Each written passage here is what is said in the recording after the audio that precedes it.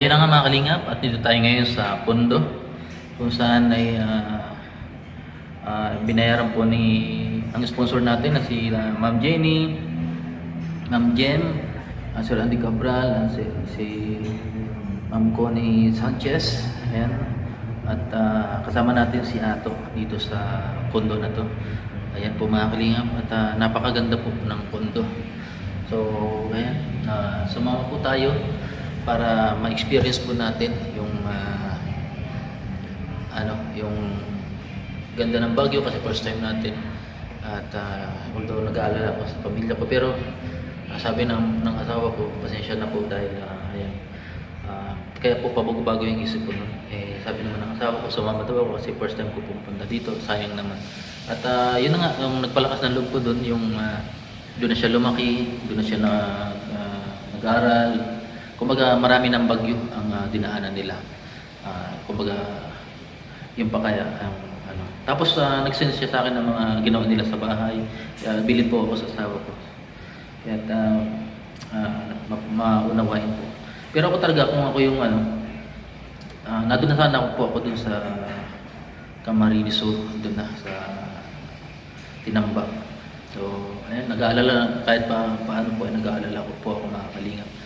Dahil sa kasalukuyan signal na po na number 4 doon, going to signal number 5. Ayun ako.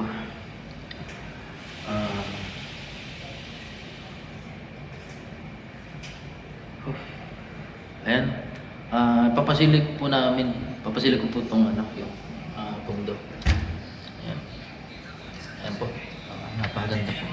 Pagbungan po palang mga kalingap, may mga na po sa inyo yung kitchen. Ayan.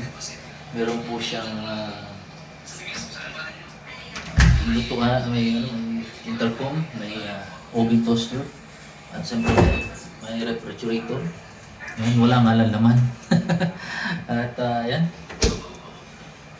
May lutuan, di kuryente. Ayan, tapos na magsain. Ayan, meron po mga mga cabinet, lagay na mga at syempre, ang ganda po ng so, mayroon po siyang ang tawag dito, microwave. Mayroon siyang microwave. At meron din pong dingdong. Ayan, at meron din tinapay. Andiyan siya ito, ganda ng kwarto. Ano talaga, luxury, talaga ito, condo. So, ay mga kalingap. At meron po tayong kita dito ng cabinet. Meron po itong cabinet. Yan, cabinet. Ilagyan po ng damit. Ayan o. Kita po may hangiran. So, mga kalingap. So, ayan. Ilang dala natin yung damit. Ayan.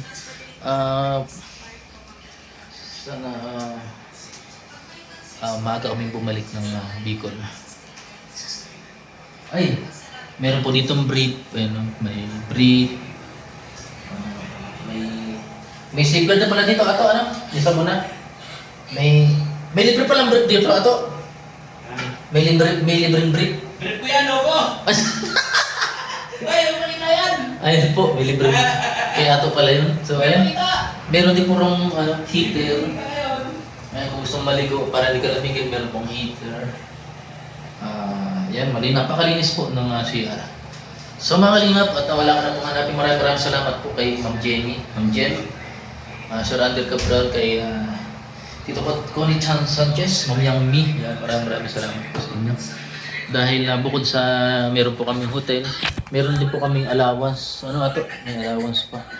Grabe, ano to? Meron kaming allowance.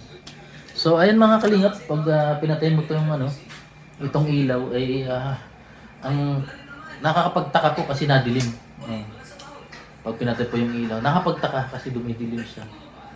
At yun, kahit magalang to ko naisip ko pa rin po yung pamilya ko doon. So, ayan, sana bumalik agad tayong Bicol. Para, yan. Sa kasalukuyan mga kalingap, ang lagay ng ngayon doon ay Camarines Sur is signal number 5 na ngayon. At dito po ay napakatahimik na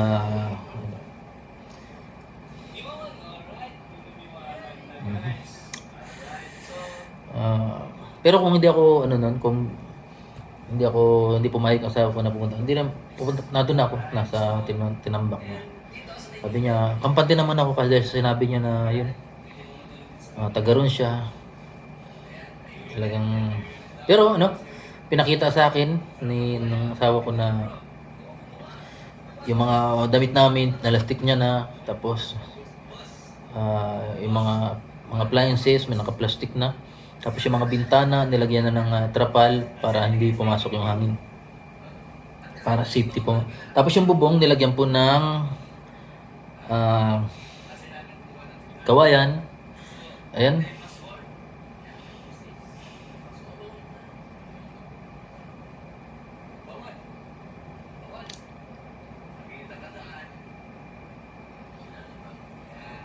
Para kung gusto kong magbiyahe, pabalik. Yan ang sinasabi ko. Pero ano lang, alam ko naman na mabait ang Diyos. Lahat inuunawaan niya. Manalangin lang po tayo dahil lahat po ng Luzon ay magiging apektado po ng bagyong si Pipito.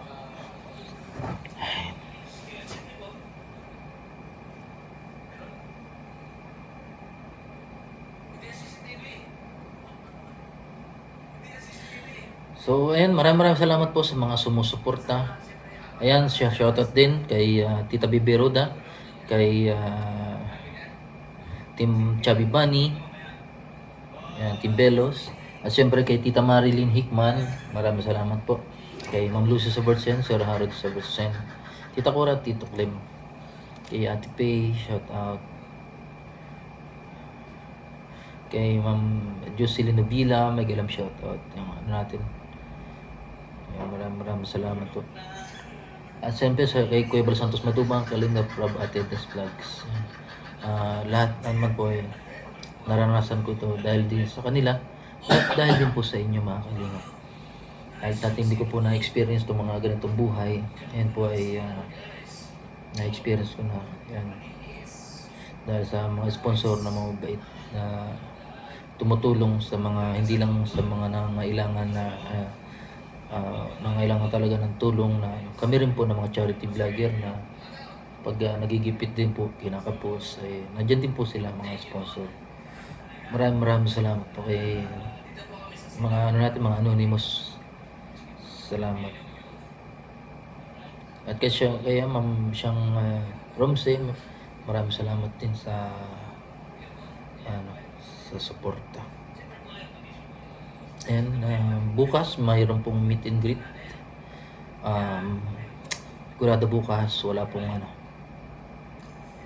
pong signal doon kung anong nananalasan ng kayong bagyo. Pero ngayon po ay hindi ako rin tutulog dahil makakontak ako doon ng tabay ako kung ano yung lagay nila doon mga Kalinga. At hindi rin po ako titigil na manalangin hanggat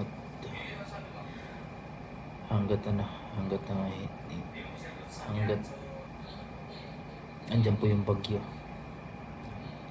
Maraming salamat po sa lahat. Salamat po sa pangunawa. At yun, think positive na lang po. God bless.